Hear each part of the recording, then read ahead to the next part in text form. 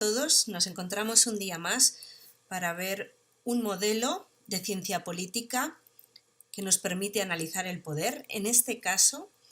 vamos a trabajar dentro del módulo dedicado al siglo XX y hoy veremos el trabajo de Matthew Crenson, que nos permite analizar las redes sociales y los procesos políticos aplicados a casos de barrios urbanos. Vamos a trabajar con un artículo publicado en American Journal of Political Science en el año 1978, en el volumen 22,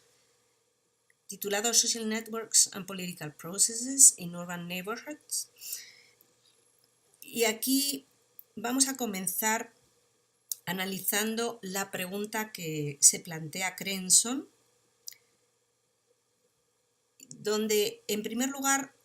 pone de manifiesto que resulta difícil buscar las trazas o signos de vida en la política de los barrios. Para afrontar este reto,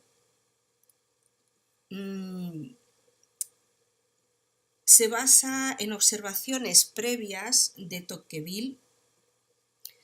donde nos dice que la vida política de los barrios responde a la capacidad de agregar y articular intereses de los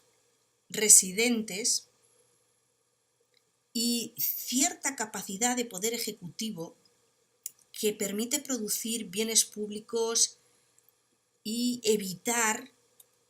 daños públicos. Esto es lo que menciona Tocqueville, que es algo que le llama la atención de la espontaneidad con que los estadounidenses eran capaces de formar organizaciones no oficiales para regular la vida social, política de estas comunidades.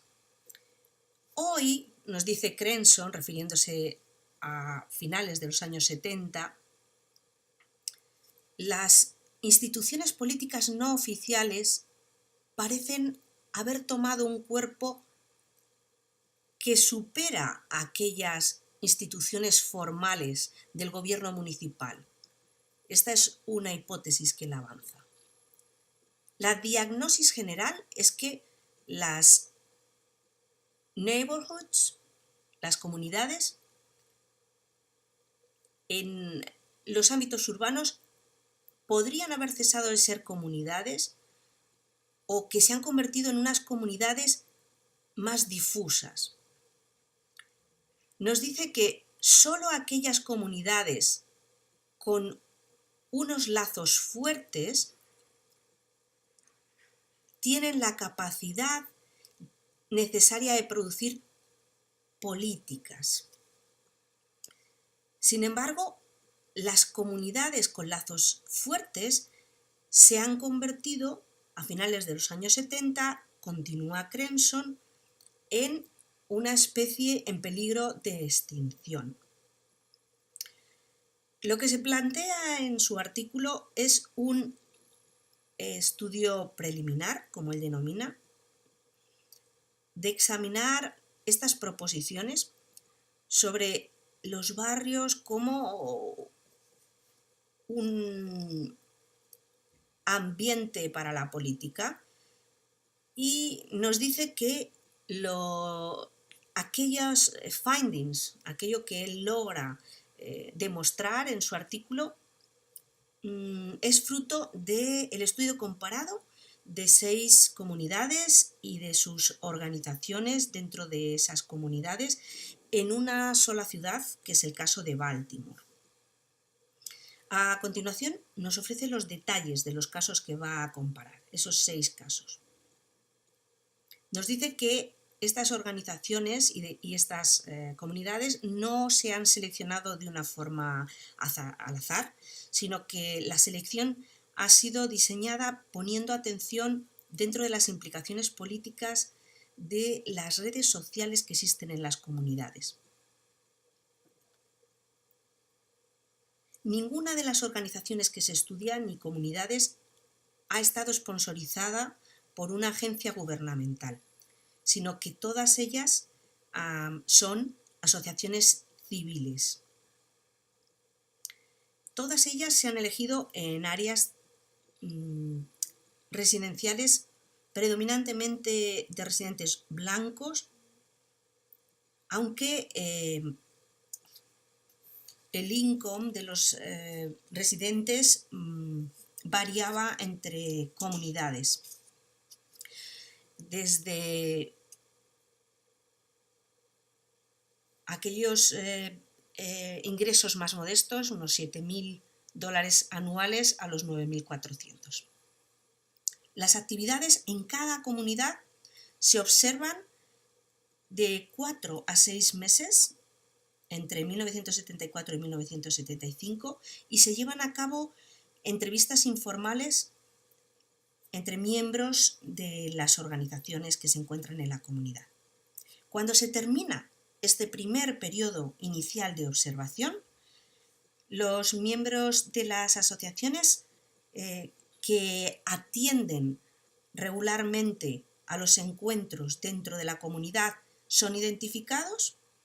y a través de estos miembros activos,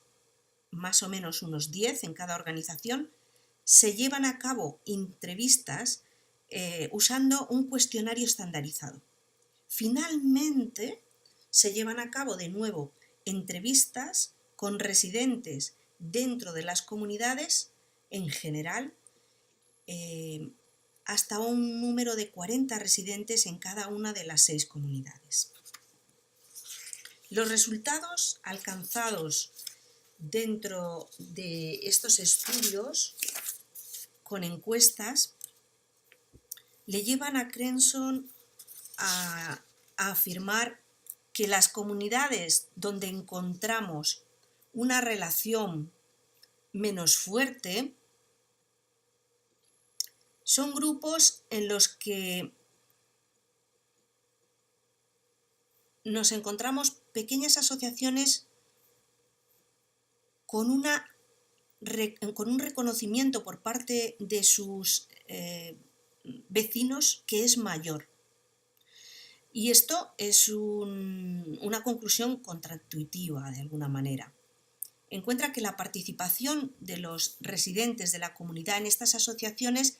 es mucho más intensa que en otras clases de comunidades. Lo que le lleva a pensar que parece haber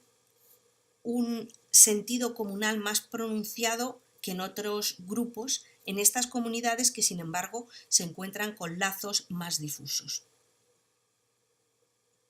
Se encuentra, asimismo, que dentro de estas asociaciones, estas organizaciones, son capaces de paralizar los conflictos internos de una forma y atenuar estos conflictos internos de una forma más fuerte que en comunidades donde existen lazos más fuertes. Las capacidades políticas en comunidades urbanas, donde las comunidades más fuertes son características, nos dice el autor, nos lleva a conclusiones en las que solo ciertas clases de fortalezas políticas, en particular la capacidad de producir algún tipo de servicio público de forma informal, se convierte en una fortaleza política. Nos dice también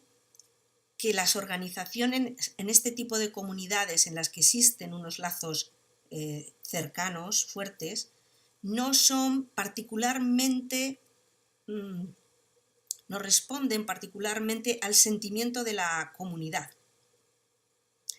Y en este sentido le llama la atención que las organizaciones en las comunidades en las que existen unos lazos comunitarios menos fuertes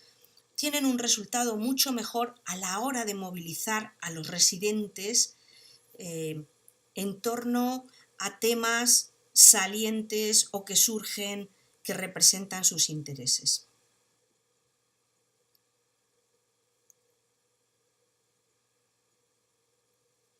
Es muy interesante cómo el autor termina su artículo, Crenson, poniendo de manifiesto de forma explícita las limitaciones del estudio, lo que siempre ayuda a que nuestros trabajos reciban menos críticas y sean mejor aceptados. Nos dice que, a pesar de que en los vecindarios urbanos, en circunstancias comparables, muestran la misma combinación de méritos políticos, no se puede determinar por medio de un examen de solamente 12 comunidades predominantemente blancas con unos ingresos moderados en una sola ciudad, como es el caso de Baltimore, llegar a unas conclusiones que sean que se puedan aplicar a todas las comunidades. Sin embargo, lo que sí que nos dice es que, a pesar de que los resultados pueden ser limitados, lo que sí que nos permiten es captar el hecho de que una gran parte de la gobernanza urbana se puede llevar a cabo sin la intervención del gobierno local, y que a través de las tablas y los datos recogidos en su estudio, los residentes en las comunidades, incluso si no encuentran una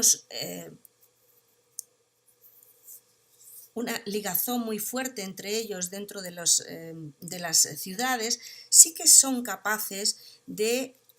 agregar intereses y articular el sentimiento de la comunidad, tomar decisiones colectivas y ser capaces de regular ciertos asuntos locales. Y esto se hace mucho más que en los años en que Tocqueville habla de este sentimiento y de esta actividad dentro de las comunidades en el caso de Estados Unidos. Incluso sin recurrir a la autoridad preexistente superior o a la de aquella de personas que a nivel local tengan algún tipo de capacidad inmediata concernida sobre el tema en cuestión. En definitiva, el artículo que hemos visto de Matthew Crenson, redes sociales y procesos políticos en comunidades urbanas, nos permite ver cómo plantear una pregunta de investigación,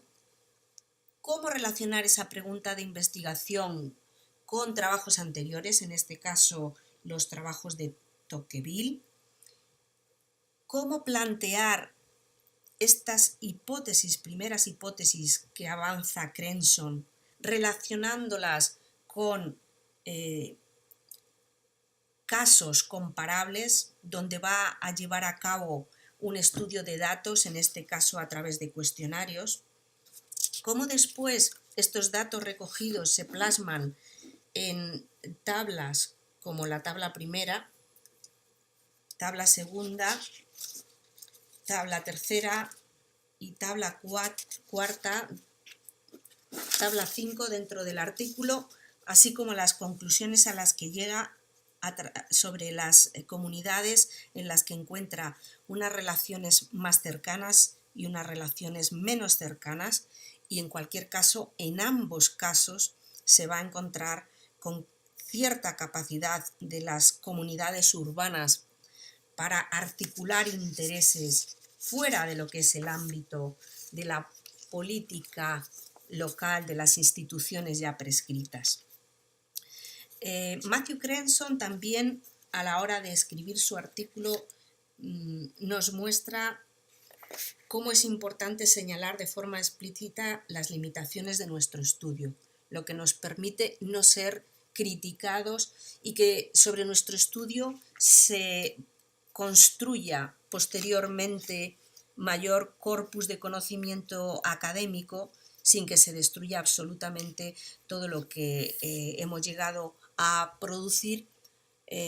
argumentando que nuestro estudio es limitado porque nos hemos basado solamente en un determinado número de ejemplos o con unas determinadas características. Este modelo de Matthew Crenson es un modelo que podemos aplicar al estudio de casos de nivel micro en comunidades, en áreas urbanas, y que nos va a permitir ver cómo se desarrollan los modelos de estudio del poder en los que vamos a utilizar datos para justificar teorías que avanzamos al comienzo de nuestros estudios. Corresponde al módulo en el que estamos estudiando modelos del poder en el siglo XX y esperamos que esta presentación y este podcast en el que planteamos las bases del modelo de Crenson nos sirva para poner en contexto otros modelos que hemos visto en este curso junto con los que nos quedan por ver dentro del ámbito de lo que va a ser modelos explicativos del poder usando datos a lo largo del siglo XX. Espero que te haya interesado este podcast y todos los comentarios de mejora y todas las preguntas son bienvenidas. Este podcast es una introducción al tema del día que trataremos en nuestra clase sobre Social Networks and Political Processes y es un simplemente introductorio a la hora de plantear un contexto general que nos permita presentar las bases para una discusión de los equipos que presentan en clase y discusión posterior de todos los miembros que atendemos a la clase. Muchas gracias por tu atención y hasta pronto.